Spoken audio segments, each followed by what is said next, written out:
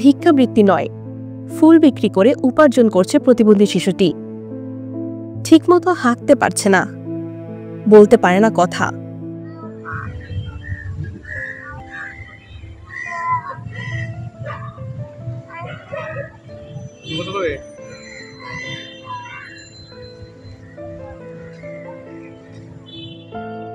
বয়স সবেমাত্র 6 বা 7।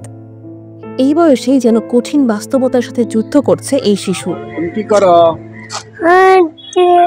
কি করো? ফুল বিক্রি করো? কত টাকা করে ফুল? 10 টাকা। দেখি, তোমার নাম কি? কি না? আম্মু কোথায়? তোমার আম্মু কোথায়? আম্মু আছে? কি করে আম্মু?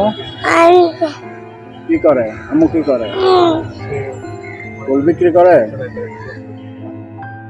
ঢাকা বিশ্ববিদ্যালয়ের ক্যাম্পাসে ফুল বিক্রি করতে দেখা যায় তাকে। নাম জানতে চাইলেও বলতে পারেনি, মুখে শুধু মৃদু হাসি। এরকম অসংখ্য পথশিশুকে ভিক্ষা করতে দেখা গেলেও এই শিশুটি ফুল বিক্রি করে উপার্জন করছে। আনা মাহফুজি আশা, নিখাত খবর, ঢাকা।